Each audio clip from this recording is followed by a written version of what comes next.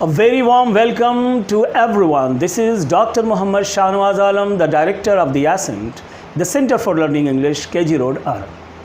Dear students, as you know, we are studying active passive voice. Yes, we are studying voice. और पिछले video में मैंने बात की थी सिंपल प्रेजेंट के वॉइस की और कुछ बेसिक बातें बताई थी जो फंडामेंटल चीज़ें हैं पूरे वॉइस को समझने के लिए।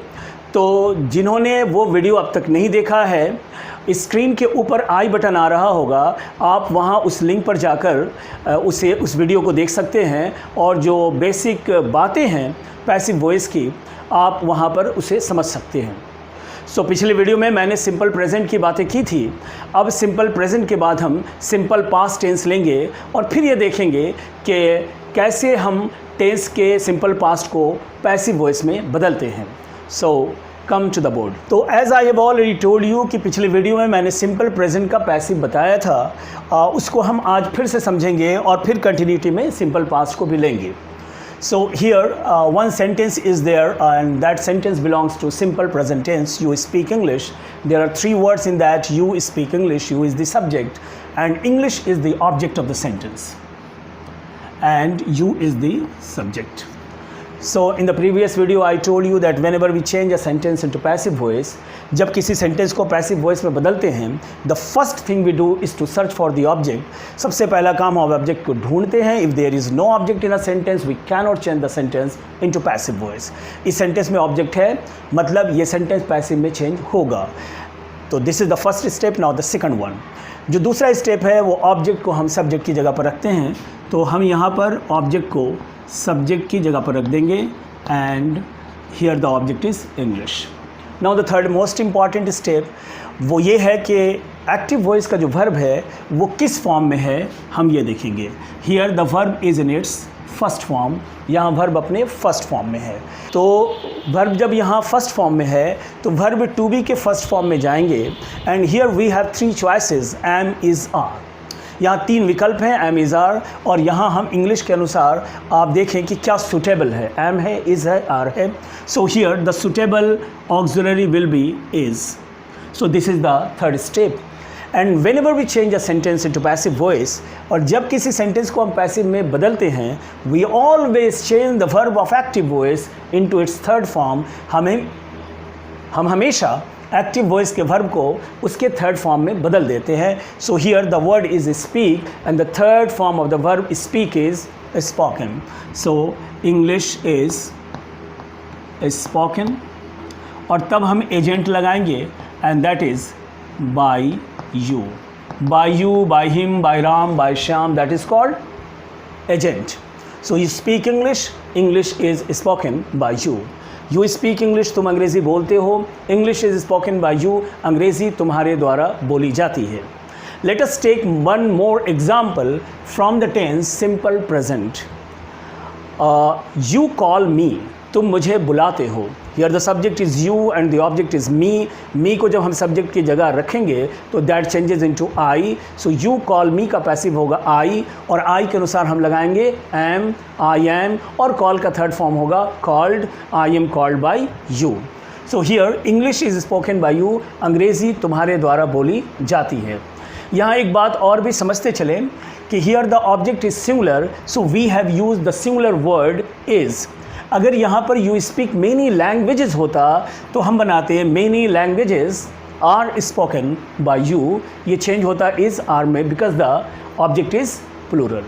Now come to the next level and that is simple past tense.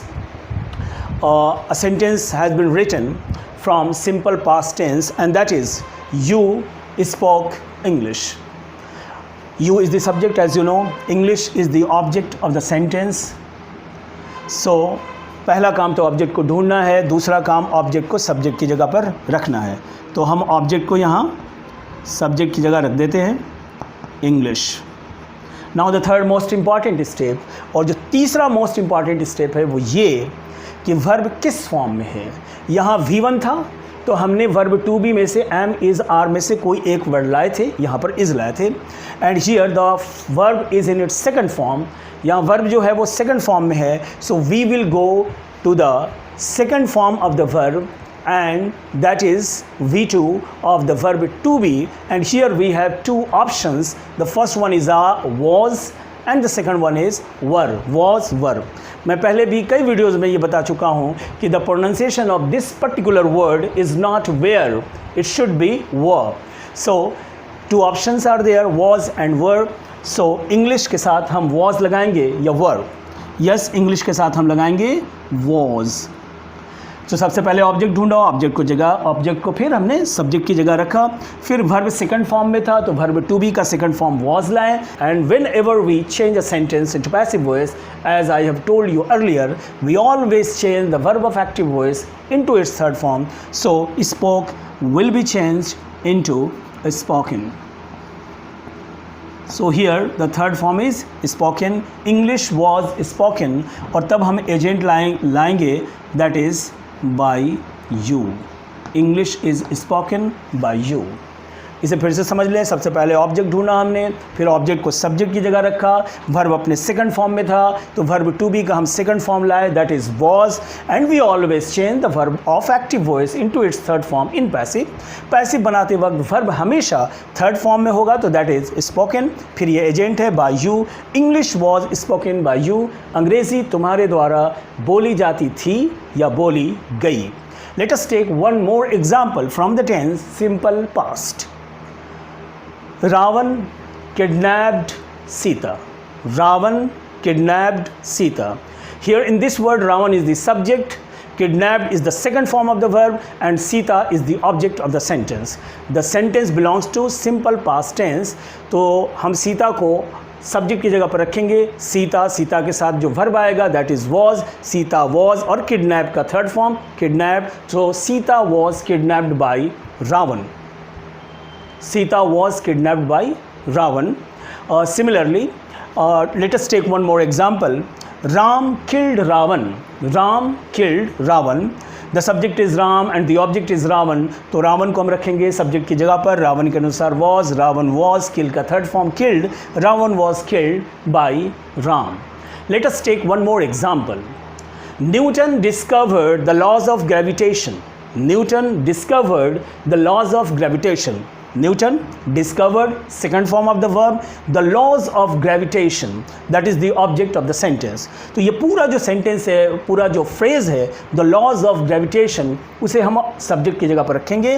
The laws of gravitation were discovered by Newton.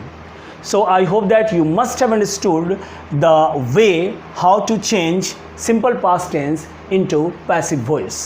That's all for today. और एक बात मैं और यहाँ कहना चाहूँगा कि, और मैंने पहले भी कहा है कि जब भी आप मेरे वीडियोस देखें, आप पेन पेपर साथ में रखें. कोई इंपॉर्टेंट बातें तो आप नोट करते जाएं, और इसके साथ साथ जैसा कि मैंने सिंपल प्रेजेंट पर पहले पैसिव बताया, फिर अभी सिंपल पास्ट पर भी बताया, तो आप इसकी प्रैक्टिस भी करते रहें. और जो मेरे स्टूडेंट्स मेरा वीडियो देख रहे हैं उनके पास एक बुक होगी, एसेंट वॉइस बेसिक 1. तो ये आप इससे प्रैक्टिस करें, और मैं बहुत जल्द ही लाइव आकर फिर प्रैक्टिस भी कराऊंगा. जिनके पास अब तक ये बुक नहीं है, एसेंट वॉइस बेसिक 1 आप मार्केट से परचेज़ कर सकते हैं.